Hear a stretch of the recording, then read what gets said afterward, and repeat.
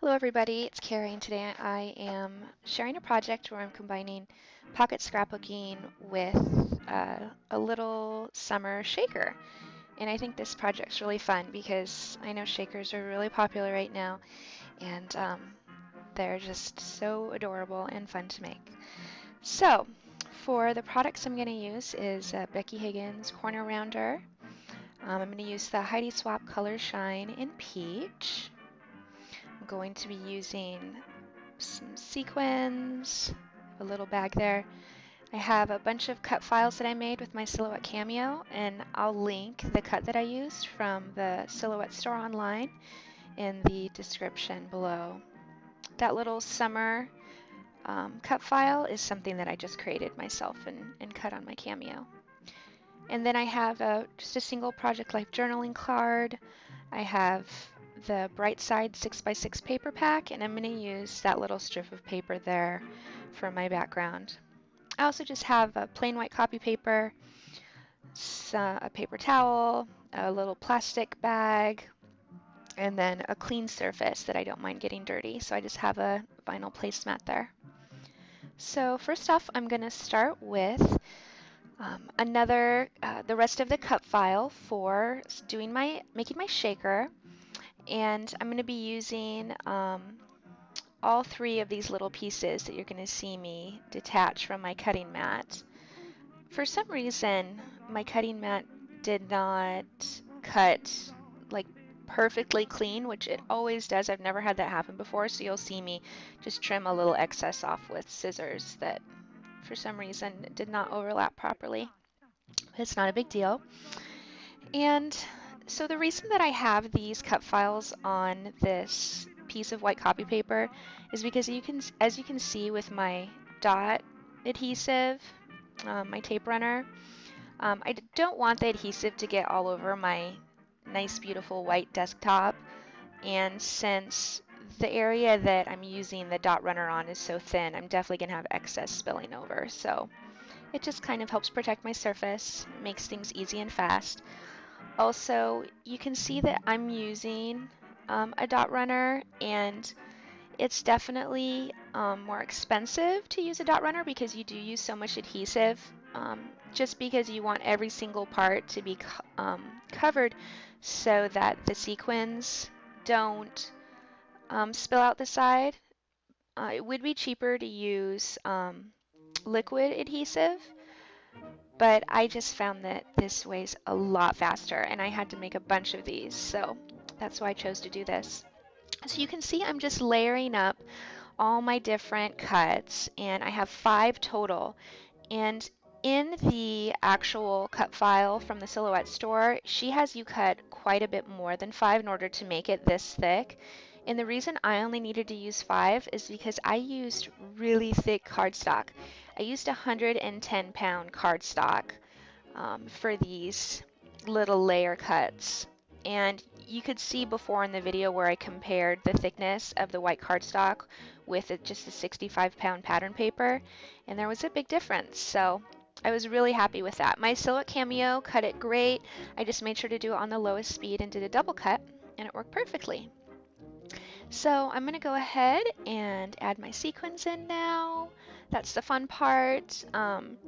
You can see that I put a lot of sequins in. It obviously would shake a little bit better if you didn't use quite as much, but I liked the way that looked, so that's why I did that. Next, there's a cut piece that you're going to want to do from the cut file to make the little piece that holds the sequins in, and the design calls for clear acetate, which I didn't have, so you can see I just used a clear transparency film, which a friend of mine that works at a school had given to me, and it's a really old product. I doubt you could find it anymore, but I really liked how thin it was. It made it really easy to work with. And so you can see I'm just attaching that clear transparency film over the top to hold my sequins in. And I'm sure you noticed too that I covered up the background with the middle piece of this piece that I'm gluing right now instead of just leaving the pattern background paper.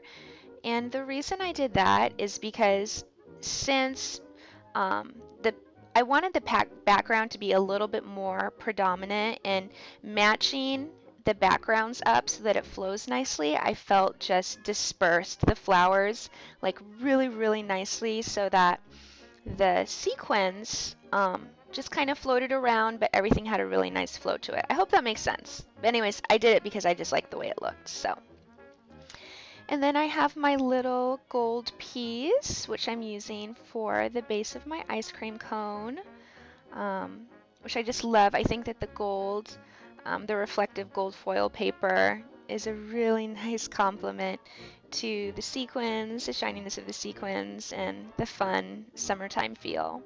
So you can see me trying to shake my card there, and it didn't work perfectly, and that's because I have some sequins kind of stacked on top of each other. I could have been a little more careful with how I placed them, but I still think it looks fine, so I'm not worried about it. So I took my paper, trimmed it down to 3 by 4 because I am doing a 3 by 4 pocket size card. And the reason that I decided to do this project is because some friends of mine got together and decided that we wanted to do an artist trading card swap for summertime so that everybody can have a little piece of summer from some friends, a little piece of summer art. And we wanted it to be a size that was appropriate for pocket scrapbooking. So that's where the 3 by 4 size came in. And I couldn't be more happy with being able to work on a project like this. I think it's so fun, and I had a lot of fun playing around with this. So you can see here that I just took the Heidi Swap Color Shine, I put it on my clear plastic, and I had played with this a little bit the night before, and I'd never done this before, and it's so fun. And if you play with it and if you've done it before, you know that there's a couple different techniques with how this looks depending on what you do to the color shine when it's on the plastic before you put it on the paper. And you can see what I kind of tend to do is put it on the paper but not press down all the way, and that's kind of great because it gives you some spots on your background paper that are lighter in some areas and darker in some areas. I really like that look, so I think it's really fun. But another thing you can do where it's just more like just solid color is right there what I just did, where you don't mess around with it on the plastic paper and you put it on the plastic paper and then you just straight put it on the card, and it just makes kind of bigger blotchy spots, and I kind of like doing that way too. The only thing about the Heidi Swap Color Shine is that it does dry really fast, so it's super good for using with this project. Because you can assemble it right away, but it kind of dries on your plastic. So if you don't want your plastic to get messed up, you have to make sure to wipe it off right away. And still, you're probably going to have some residue. But that's for my background. And now I'm just going to go ahead and attach my little shaker card. I really want it to be sturdy and stay, so I'm adding my favorite wet adhesive, which is called the Ultimate, in addition to my dot tape runner. So I went ahead and attached that, and now I'm going to take my little summer cut file, and this is super easy to make on your silhouette. I just used the Babas font in Photoshop and typed up the word summer and then just added a rectangle at the bottom so that it was all connected.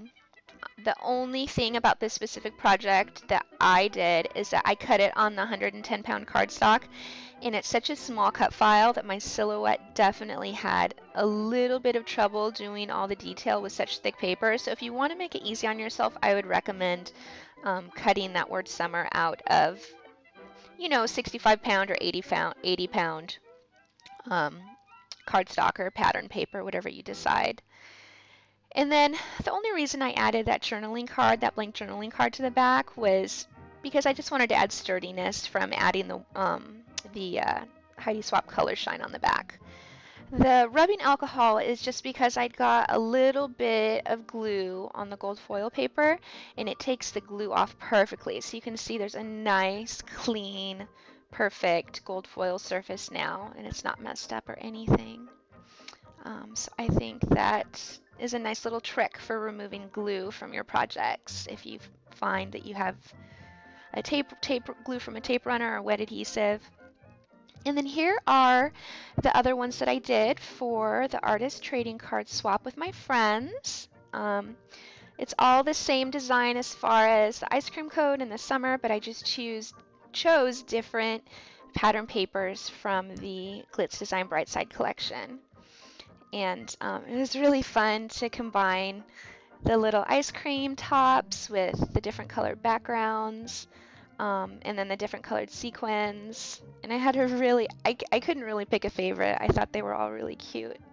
So now I'm going to go ahead and just show you guys the different papers that I did use from this collection. There's a cute little camera I used there for the top of the ice cream cone. I think that's adorable. And then ice cream cone for an ice cream cone. Even though it's a larger pattern, I still think that's really fun. And then tiny little hearts. And the 6x6 paper pack is perfect for this size project because the pattern is smaller. And then of course, ice cream parlor stripe is perfect for an ice cream cone. A pretty floral. And those are all the different patterns that I decided to use. Here's a little bit of detail with my finished example. You can see it's nice and thick and sturdy. I'm not worried about this getting damaged or coming apart. I think it's a really fun project. I hope you guys have a blast with this, and thank you so much for watching. Have a wonderful day.